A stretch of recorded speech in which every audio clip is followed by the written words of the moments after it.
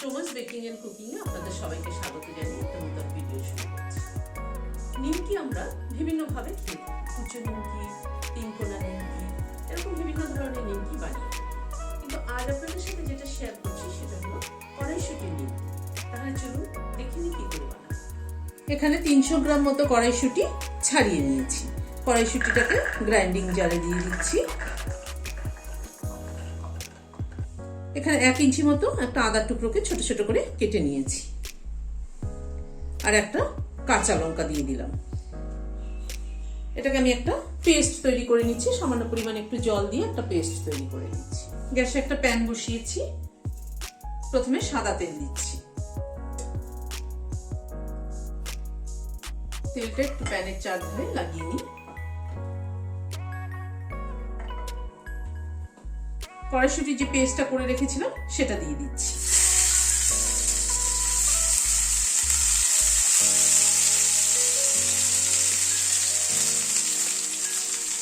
কড়াইশুঁটির পেস্টটাকে ভালো করে কষিয়ে নেব যাতে কাঁচা গন্ধটা না থাকে।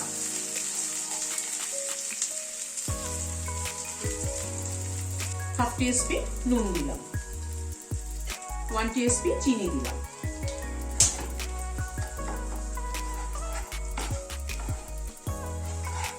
নুন মিষ্টির ব্যালেন্সটা ঠিক হলে কিন্তু নিমকিটা টেস্ট ভালো হবে।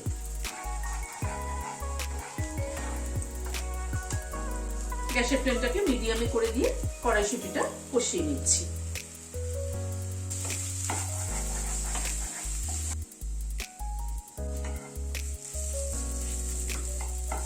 কড়াইশুঁটিটা প্রায় 3-4 মিনিট সময়, কড়াইশুঁটির পেস্টটা প্রায় 3-4 মিনিট সময় ধরে কষিয়ে নিলাম।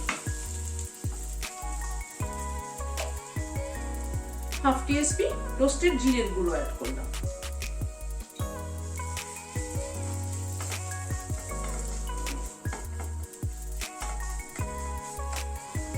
এবার গ্যাসটা বন্ধ করে দিয়ে এই কড়াইশুঁটির পেস্টটাকে একটা প্লেটে তুলে নিচ্ছি। এটা একটু ঠান্ডা হওয়া অবধি অপেক্ষা করব। এখানে একটা স্টিলের গামলা নিয়েছি, তাতে ময়দা নিচ্ছি মেজারিং কাপে 1 কাপ আর হাফ কাপ, ওজনে হলো 200 গ্রাম। এখানে হাফ টিস্পুন নুন দিলাম, উঁচু উঁচু 1 টিস্পুন চিনি গুঁড়ো করে দিলাম, হাফ টিস্পুন কালো জিরে দিলাম, হাফ টিস্পুন জোয়ান নিলাম। জোয়ানটাকে একটু হাতে ক্রাশ করে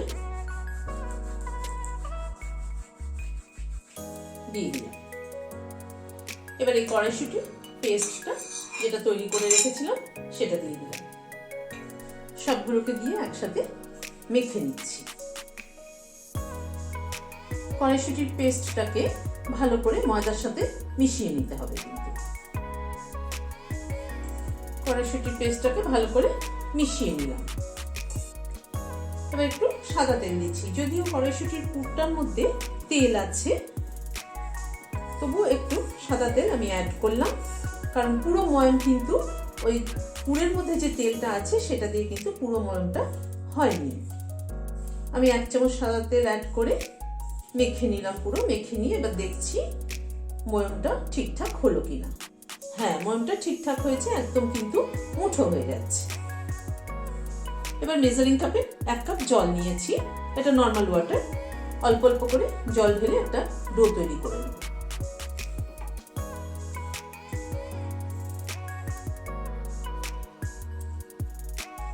অল্প অল্প করে জল ঢালবো, একবারে জল ঢেলে দেবো না, কারণ এটা খুব একটা বেশি জল কিন্তু লাগবে না। ময়মটা ভালো হলে কিন্তু জলের পরিমাণটা কম লাগে। আর নিমকির ডো সবসময় কিন্তু একটুখানি টাইট ডো হয়। ডোটা তৈরি করে নিলাম। ডোটা কিন্তু একটু টাইট ডো হবে। এখানে জল আমার ইউজ করেছি এখানে হাফ কাপ মতো। 1 কাপ জল নিয়েছিলাম, হাফ কাপ আছে, হাফ কাপ ইউজ করেছি। এবার এটাকে ঢেকে মিনিট 15 রেস্টে রেখে দেবো। মিনিট 15 পরে ঢাকাটা খুলছি। আবার একটু হাত দিয়ে মেখে নিচ্ছি। এবার এর থেকে লেচি কেটে নিচ্ছি।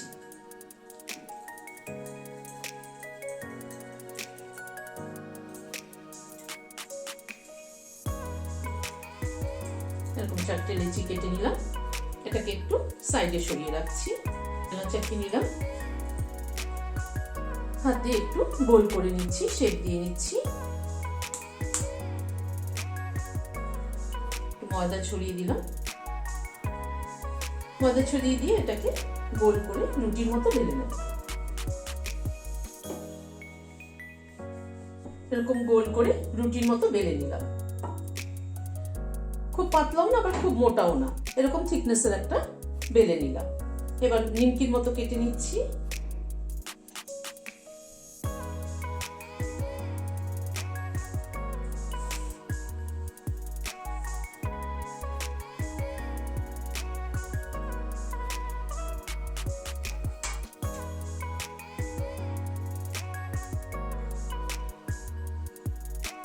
এভাবে নিমকিগুলো তুলে নিচ্ছি।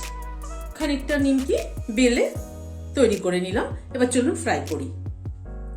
কড়াইতে সাদা তেল গরম হচ্ছে। তেলটা গরম হয়েছে, বাট একটু চেক করে নিচ্ছি ঠিকঠাক গরম হলো কিনা, কারণ নিমকি ভাজার তেল কিন্তু খুব আগুন আগুন গরমে নিমকি দিলে কিন্তু নিমকি ওপরটা লাল হয়ে যাবে, কিন্তু দেখতেও ভালো হবে না আর অতটা ক্রিস্পিও কিন্তু হবে না। সেই জন্য অল্প একটু দিয়ে দেখে নিচ্ছি। ঠিক আছে, একদম বাবলস গুলো কিন্তু খুব আস্তে আস্তে উঠলে বোঝা যাবে তেলের টেম্পারেচারটা ঠিক আছে। এবার নিমকি গুলো ছেড়ে দিচ্ছি।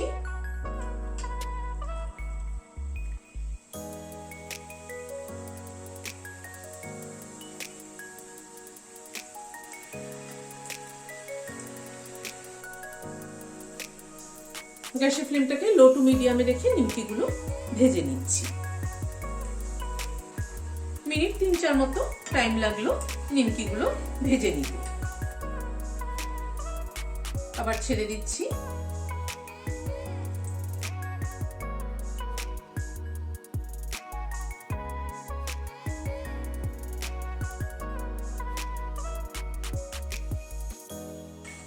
নিমকি গুলো ভাজা হয়ে গেল, তুলে নিচ্ছি। এভাবে আমি সব নিমকি গুলো ভেজে নিচ্ছি। কড়াইশুঁটির পেস্টটাকে ভালো করে তেলের মধ্যে কষিয়ে নিতে হবে, যাতে কড়াইশুঁটির কাঁচা গন্ধটা চলে যায়।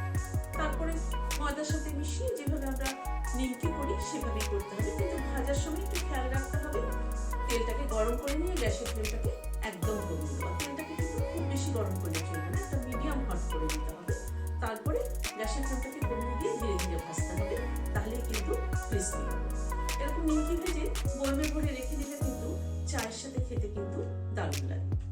আপনারা অবশ্যই ট্রাই করে দেখবেন, আমার মনে হয় ভালো লাগবে। যদি ভালো লাগে তাহলে রোজকার মতো আজ আবার বলছি, লাইক শেয়ার করার অনুরোধ রইল।